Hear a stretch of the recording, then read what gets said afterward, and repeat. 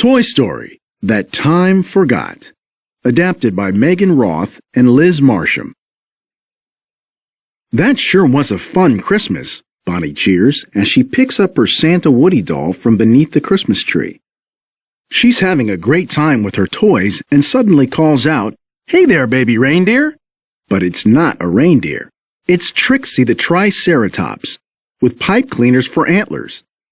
Right now, she's playing a baby reindeer, but she also plays a goblin fairy, a ghost clown, and even Mr. Potato Head's mom. What will she play next? "Oh no, my dinosaur has escaped," Bonnie cries. Now Trixie is thrilled. "Did you hear that, Rex? For once, I'm finally going to get played with as a dinosaur." Instead, Bonnie reaches right past Trixie and chooses Angel Kitty to play the part of the dinosaur, or Kittysaurus in this case. Trixie is disappointed. Luckily, Bonnie has a play date at her friend Mason's house later, and Trixie, Woody, Buzz, Rex, and Angel Kitty are all going along. Maybe Trixie will finally get her chance to play a real dinosaur. At Mason's house, Bonnie heads right to his playroom, where there's just about every kind of toy a kid could want, but she can't find Mason. Then she hears him playing in a room across the hall. "Bonnie, you have got to check this out," he calls to her. Bonnie's toys peek out of her backpack to see what all the commotion is about. "You've got to be kidding me," Rex says. "He got an Optimum X for Christmas." The toys know what the video game means. They aren't going to get played with today. Bonnie throws the backpack filled with her toys into the playroom and goes to play the video game instead. As Bonnie's toys emerge from her backpack, they look around the room and quickly notice that something isn't quite right. "Where is everybody? Where's Sockape and the little wrestlers?" Trixie asks. "We've got all afternoon to find our old friends," Woody reminds her. "Or maybe some new ones," Trixie says, eyeing a pile of just-opened Christmas gifts. "Battlesaurs, the ultimate dinosaurs," she reads off a box. "I love it." Then she sees a little toy that looks like a cross between a dinosaur and a dog. The Dino Hound runs away from Bonnie's toys, so Trixie decides to follow him. "Come on, gang, let's stay together," Woody calls to the rest of the toys as he chases Trixie through the playroom. When Woody, Buzz, Rex, and Angel Kitty finally catch up to Trixie, they find her standing in front of a huge prehistoric city playset. It looks like it's built from giant dinosaur bones and lava rocks. Trixie is in awe. Suddenly, secret panels swing open and a horde of raptor guards charge out from all directions. "They're like Dinosaurs Plus," Trixie cheers. The leader steps forward and says, "Speak swiftly, foolish outlanders, or suffer my battle blade." Trixie, thinking that she is playing dinosaurs with this new group of toys, replies, "We are savage warriors, eager to slake our endless thirst for conquest." The guards seem impressed and lower their toy weapons. Reptilis Maximus, a dynamic battlesaur warrior, appears from above. He somersaults down from his volcano command base to question the Outlanders. Buzz encourages Woody to talk to the heroic battlesaur, but Reptilis is only interested in Rex and Trixie. "I am Reptilis Maximus," he says. "What fearsome dinosaurs are these?" Trixie and Rex share a pleased look. Trixie, excited and nervous, answers, My name's Trixie. It's Trixie." As she and Reptilis become acquainted, a horn sounds to announce the arrival of the cleric. "Strangers," he calls, "from the unforgiving Outlands." Trixie continues to play her role, saying, "We have traveled far from the distant Bonnie tribe." Buzz and Woody hold back their laughter, but the cleric just wants them gone. To Trixie's delight, Reptilis asks if they can stay. "Are dinosaurs not welcome in our great city, wise cleric?" he asks.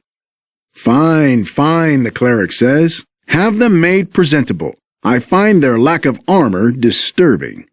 While Reptilis escorts Trixie and Rex to the armory, Woody and Buzz are silently captured by the battle-sore brutes.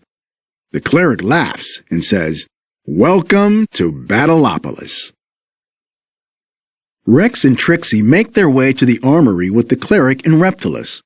When they get there, they meet Ray Gon, the scientist who runs the armory. Trixie admires the vast array of battle gear he's collected, and together they work on the perfect armor for her. Soon she struts around loving her new role of Battlesore. But they can't leave before Rex gets his turn. "Ready for me?" he asks excitedly. Just before Rex gets his armor on, the cleric whispers a command to Raygon. Moments later, Rex has huge Battlesore mech arms in place of his T-Rex arms. Trixie and Rex strike a pose together. "Who's a fierce dinosaur now?" Rex asks proudly. "The ultimate dinosaurs." Trixie agrees. On their walk back to the command base, Reptilis asks about Trixie's home. "Oh, it's nothing like this," she says. "I'll bet you have the most amazing playtimes." "Playtimes?" Reptilis responds, confused. "I do not understand." "You know, play. When you give yourself over to a kid," she explains. He reacts quickly. "Giving is surrender. A Battlesore would never surrender." Trixie can't help laughing at Reptilis' seriousness, but she continues to play along. Finally, Reptilis looks at her and says, "Trixie, you cause me to question all that I know." The cleric lurks behind them in the shadows, not liking the direction the conversation is taking. The last thing he wants is for Reptilis to question the Battlesore code. So he strikes his staff on the ground, which triggers the voice of the Triassic Tower. "Time for battle!" Battlesores fill the stands in the Arena of Woe, and Reptilis and Trixie both bound across the stage and roar like fierce dinosaurs. The cleric wheels himself to a throne overlooking the arena and commands that the battle begin. Some of Mason's older toys are hustled into the arena and onto the stage by the Raptor guards. "Hey, Sockape, Pango, Fauntleroy," Trixie calls. She's finally found her old friends, but her excitement doesn't last for long because from behind her, Reptilis charges at the toys. "Whoa, whoa, whoa! Why are you doing this?" she asks, puzzled. Reptilis is battling Mason's old toys. Trixie is in disbelief. She thought they were just going to pretend, like they do with Bonnie. Suddenly, Woody and Buzz are shoved up onto the stage. "Trixie," Woody calls, "the Battlesores are not playing. They've never been played with. They don't even know they're toys." The cleric cackles and draws his finger across his throat. The Battlesores in the stadium cheer. Reptilis winds up and runs toward Woody and Buzz. They try to fight him off using a crayon and Buzz's spring-loaded wings, but they are no match for Reptilis. Trixie needs to step in to defend her friends. "Back off, you bully," she cries. She hooks Reptilis with her horns and flips him backward through the air. "Release the Goliathon," the cleric shouts. A huge lizard beast, activated by Raygon, growls and leaps onto the stage, ready to attack. He can swallow toys whole, thanks to his huge jaws. Woody and Buzz are quickly snapped up, and they disappear inside the Goliathon's mouth. The crowd goes wild. Trixie has had enough. She attacks the Goliathon trying to save her friends. When she crashes into its hard exterior, she falls, and the body mark on her foot is revealed. "As I suspected," the cleric announces, "she bears the mark of obedience." I thought I knew you," Reptilis says, feeling betrayed. "I was thinking the same thing," Trixie replies, upset and disappointed by her friend.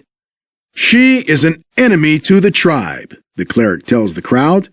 He wants to dishonor Trixie so that this talk of play will cease. The cleric snaps his fingers at Raygon. who brings him the controller from the armory. With this, the cleric has full control over Rex and his mech arms. Rex is helpless to resist as the cleric forces him to advance on Trixie. "There's no escape, Trixie of the Bon Yi tribe," the cleric says, laughing. But Trixie is determined. There's only one way to save her friends. She needs to find Bonnie. She dodges Rex, a pack of dino hounds, the raptor guards, and the Battlesaur brutes and races through the playroom. Reptilis follows closely behind, so Trixie leads him in front of his original packaging. If she can show him that he is a toy, maybe he'll believe that he's meant to be played with.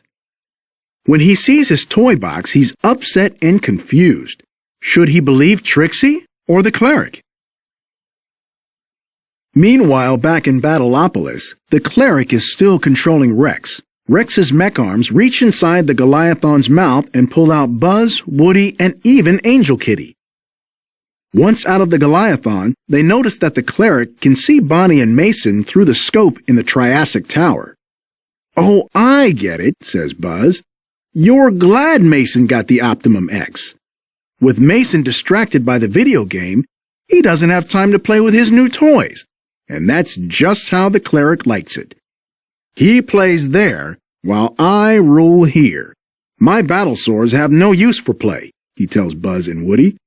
To keep Bonnie's toys quiet so he can continue to rule, the cleric decides to throw Buzz, Woody, and Angel Kitty into the pit.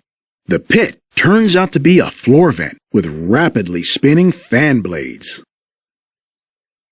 Fortunately, Trixie makes it to the media room, where Bonnie and Mason are still playing the video game.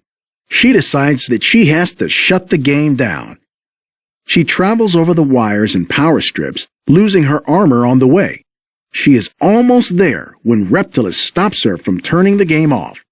"Reptilis, your world is bigger than you know. Let me show you who you really are," she pleads. "But I am a Battlesaur," he responds, less sure than he's ever been.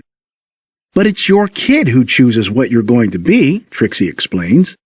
"It could be a dinosaur, a baby reindeer, or something you'd never even think of. It's about being there for your kid. It's about surrender," Reptilis finishes. And with that, he shuts down the game. Mason reaches for the power switch to restart the game and finds Reptilis instead. Bonnie immediately runs over and grabs the dinosaur warrior. "Oh, hello. Are you lost?" Mason is reluctant at first, but he soon starts playing with Bonnie and Reptilis. This Battlesaur is about to find out how much fun he can have as a toy. Just in time, too. Bonnie and Mason run through the playroom, gathering up their toys. Woody, Buzz, and Angel Kitty are saved from the pit. With all the toys together, Mason and Bonnie pretend that everyone is having a dance party. Not quite what the cleric was imagining. Reptilis loves it, though, and even tells Trixie how glorious it is to be played with. When Bonnie heads home a little while later, Reptilis is sad to see his new friend Trixie go. But she'll be back next week for another playdate. Back at Bonnie's house, the other toys greet Woody, Buzz, Rex, Angel Kitty, and Trixie. "So, how was the playdate?" Jessie asks. "Oh, typical crash landing," Woody replies. "Hostile lizard people, hand-to-hand combat," Buzz continues. "And I was a mindless lumbering automaton," Rex finishes. "What about you, Trixie?" Mr. Pricklepants asks. "Have you finally found a role that suits you?" Goblin fairy, ghost clown, dancing queen, a baby reindeer. You name it, Trixie cheers. I'm Bonnie's dinosaur. And Bonnie's dinosaur gets to be everything.